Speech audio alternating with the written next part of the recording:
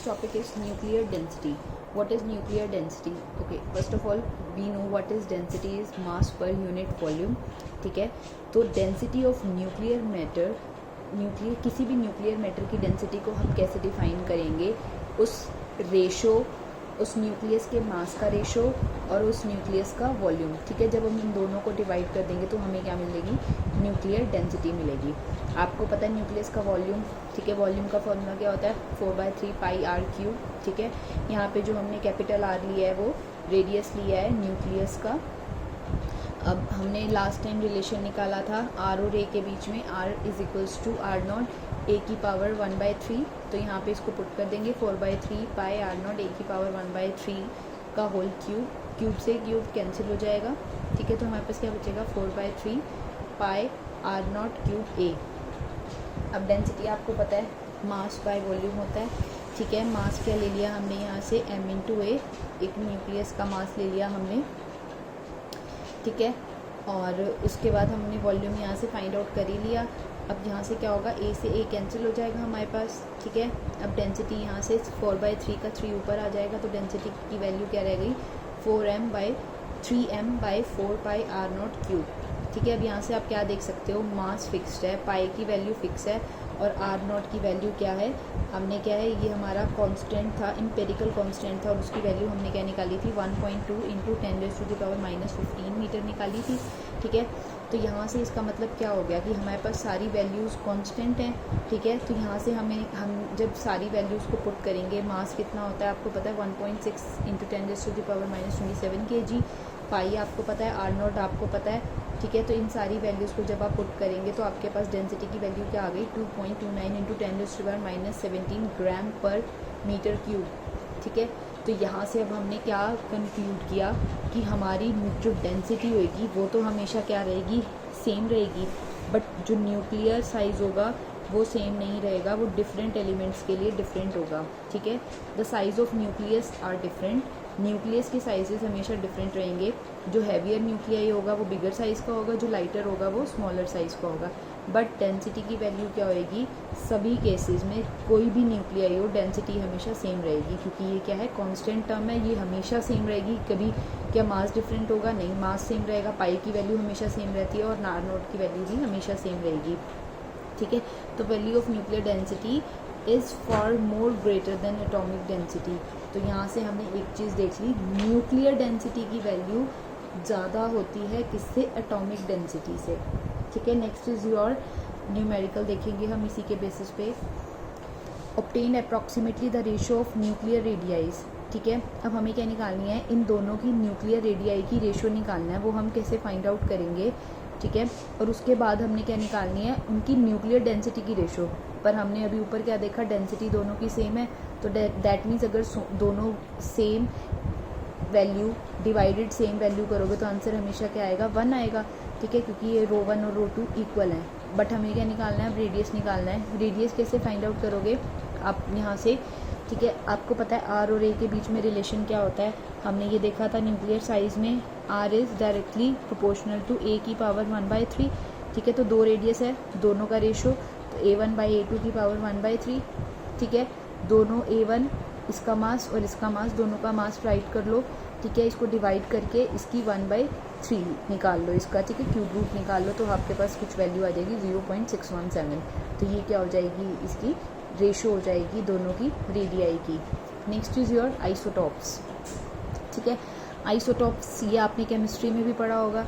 Isotopes क्या होते हैं? जब एटॉमिक नंबर सेम होता है बट मास नंबर क्या होता है? डिफरेंट होता है. मास नंबर या एटॉमिक वेट उसका डिफरेंट होता है. ठीक है, जैसे ये क्या है? 3 आइसोटॉप्स हैं हाइड्रोजन के. ठीक है, आप इसमें क्या देख रहे हो? तीनों का 1 1 1. ठीक है, ये तो क्या है? इसका एटॉमिक नंबर है. बट 1 2 3 ऊपर क्या होता है? हमेशा मास नंबर होता है. बट मास नंबर तीनों के अलग अलग है. ऐसे हीलियम के तीनों आइसोटॉप्स हैं, atomic number same, mass number तीनों का डिफरेंट. ऐसे ही कार्बन के. तो हमारे पास ऐसे बहुत सारे एलिमेंट्स हैं जिनका एटॉमिक नंबर सेम होता है बट मास नंबर डिफरेंट होता है. तो उसको हम क्या, कौन सी कैटेगरी में ऐड करते हैं? उसको हम आइसोटॉप्स की कैटेगरी में ऐड करते हैं. Next is isobars. आइसोबार्स क्या होते हैं? जब हमारे पास एटॉमिक वेट, अब की बार क्या है? हमारे पास एटॉमिक वेट तो सेम है ठीक है, बट एलिमेंट है वो क्या है, डिफरेंट होगा, ठीक है, यानी एटॉमिक नंबर डिफरेंट है बट एटॉमिक वेट सेम है, अपोजिट टू आइसोटॉप्स,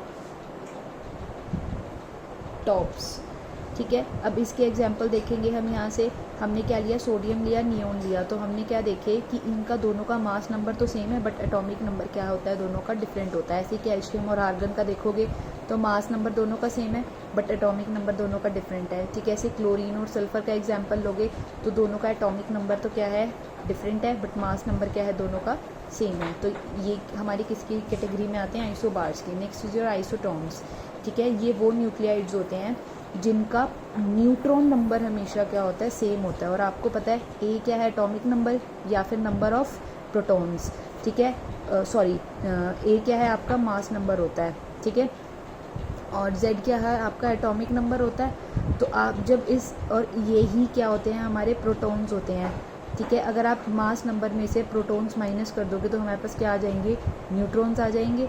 तो ए माइनस जेड करेंगे तो हमारे पास न्यूट्रॉन की वैल्यू आ जाएगी यहाँ से, ठीक है। जैसे क्लोरीन हो गया और आपका पोटेशियम हो गया, इस केस में आपका मास नंबर क्या है, 37 है, इस केस में 39 है, इस केस में 17 है, इस केस में एटॉमिक नंबर 19 है, ठीक है। तो जब आप दोनों के केस में आपने फाइंड आउट किया, मीन्स 37 माइनस 17 और 39 माइनस 19 किया दोनों में, तो हमने क्या देखा, हमारे पास एक same value I, that is 20 and 20।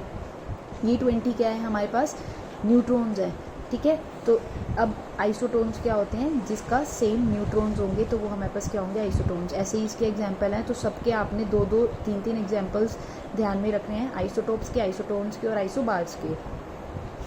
Next is mass energy relation. अब ये एक बहुत इंपॉर्टेंट रिलेशन था जो आइंस्टाइन ने दिया था, ठीक है। तो ये रिलेशन क्या कहता है, E is equals to mc²।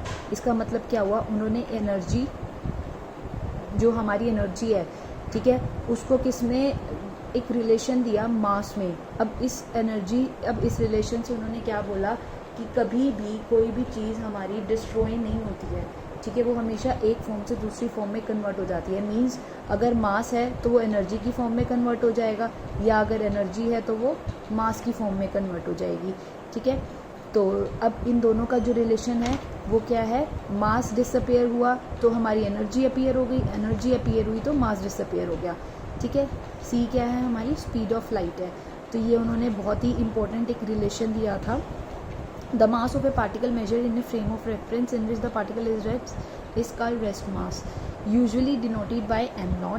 The rest mass of energy of particle would be m0 c², ठीक है। अगर अभी हम इसको, हमने तो मास एनर्जी देखा, अगर इसको रेस्ट मास की टर्म में ऐड करते हैं तो m की जगह जस्ट हम क्या लिख देंगे, m0 c² लिख देंगे, ठीक है। और आपको पता है कि जो आपकी टोटल काइनेटिक एनर्जी होती है वो हमेशा क्या रहती है, कंजर्व रहती है किसी भी पार्टिकल की, ठीक है।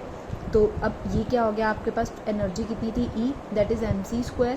तो ये किसके इक्वल होएगी आपकी, एक तो रेस्ट मास एनर्जी थी और एक उसके बाद क्या थी, kinetic energy. Rest mass energy क्या होती है, m0 c², और काइनेटिक एनर्जी को किससे डिनोट किया इन्होंने, E से डिनोट किया, ठीक है। m क्या है आपका, इफेक्टिव मास है पार्टिकल का, और वो हमेशा ज़्यादा होगा किससे, रेस्ट मास से, ठीक है। रेस्ट मास क्या होगा, जब आपका पार्टिकल, कोई एक पार्टिकल है उसका कुछ मास है, जब हम उसको उस फ्रेम ऑफ रेफरेंस में मेजर करते हैं जहाँ पे पार्टिकल कहाँ है, रेस्ट पे है, तो उसको हम रेस्ट मास कह देंगे। और जो टोटल मास m है वो क्या है, इफेक्टिव मास है, जो हमेशा m0 से बड़ा होगा। In nuclear and elementary particle interaction both the conversion of mass into energy and the conversion of energy into mass takes place. यही हमने पढ़ा कि मास या तो एनर्जी में कन्वर्ट हो जाएगा या एनर्जी मास में कन्वर्ट हो जाएगी, ठीक है। 2 लॉ हैं हमारे, कंजर्वेशन ऑफ लॉ और कंजर्वेशन ऑफ एनर्जी, ठीक है। एक तो क्या था हमारा मास का लॉ, अब एक क्या है, एनर्जी का लॉ। अब इन दोनों लॉ को उन्होंने एक लॉ में कन्वर्ट कर दिया और उस लॉ का नाम क्या दे दिया, मास एनर्जी रिलेशनशिप नाम दे दिया, ठीक है। इससे ये हमेशा, इससे क्या होगा, इस लॉ के अकॉर्डिंग जो सम है हमारा मास एनर्जी सिस्टम का वो हमेशा सेम रहेगा बिफोर एंड आफ्टर। अभी तक हमने सिर्फ एनर्जी का देखा था कि ठीक है, बिफोर एनर्जी और आफ्टर एनर्जी हमेशा क्या रहती है, कंजर्व रहती है। ऐसे ही मास का देखा था हमने, बट अब हम इस पूरे का कहेंगे कि मास एनर्जी बिफोर और आफ्टर हमेशा इंटरेक्शन की क्या रहेगी, सेम रहेगी।